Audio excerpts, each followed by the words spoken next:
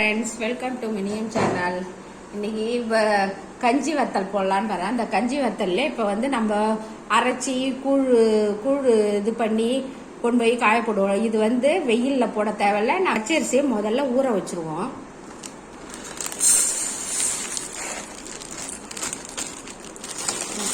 பாருங்க, இப்போ அந்த பச்சரிசியை நல்லா ஊற வச்சு நைட்டு ஃபுல்லாக ஊற வச்சேன். ஊற வச்சுட்டு மறுநாள் காலையில் அரைச்சேன்.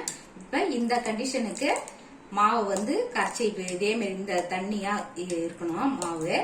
இதுல ஒரு தேவையான அளவு உப்பு போட்டுக்கலாம்.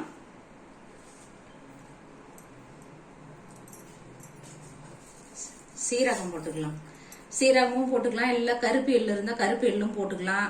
இல்ல தேவையில்லைன்னா நீங்க பச்சை மிளகாய் கூட அரைச்சி இதுல ஜாயின் பண்ணிக்கலாம். நான் எதுவும் வெறும் சீரகம் உப்பு இது மட்டும் தான் போட்டுருக்கிறேன். இந்த பாருங்க, இந்த கண்டிஷன் தான் இதே மாதிரி இருக்கணும் மாவு. அரைச்சது பச்சரிசி மாவு.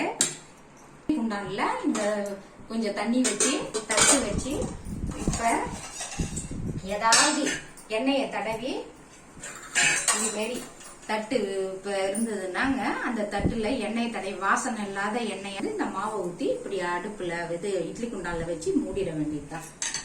எண்ணெய் தடவை மறுபடியும் இது மாதிரி எண்ணெயை தடவிட்டு ஒரு ஸ்பூன் ஊத்தினா போதும். அப்படியே இது மாதிரி இப்ப இது மாதிரி ஆவில வச்சிட வேண்டியது.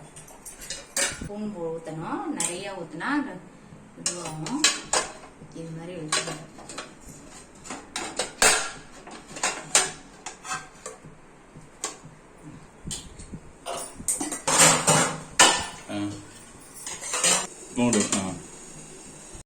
தோசைக்கல்லையும் இதே மாதிரி ஊசி வச்சுக்கலாம்.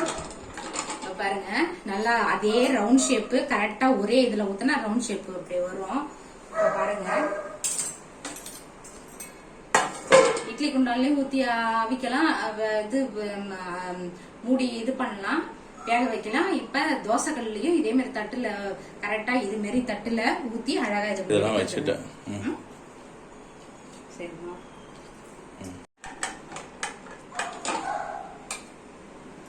இப்ப இத ஒரு நாள் வெயில்ல வச்சுட்டு நான் உங்களுக்கு பொரிச்சு காட்டுறேன். இது பாருங்க, இது மாதிரி லேயர் லேயரா அழகா வந்துடும் ரவுண்ட் ஷேப்பு. இதேதான். இப்ப இத ஒரு நாள் வெயில்ல வச்சு நான் காய வச்சுட்டு அப்புறமே எண்ணெயில போட்டு பொரிச்சு காட்டுறேன் உங்களுக்கு. இப்படி எடுத்து போன உள்ளேயே காய போட்டாலே காஞ்சி போயிடும். இது மாதிரி அழகான சைஸ் வாரியா இதே மாதிரி இது பண்ண நான் கொஞ்சம் தட்டு இதுவா இருந்தாலும் இப்படி எடுத்துக்கிறேன். இது மாதிரி அழகா இப்ப வந்துட்டு பாருங்க. ஆச்சா, இதேதாங்க அழகா வத்தல் ரெடி ஆயிடுச்சு பாருங்க.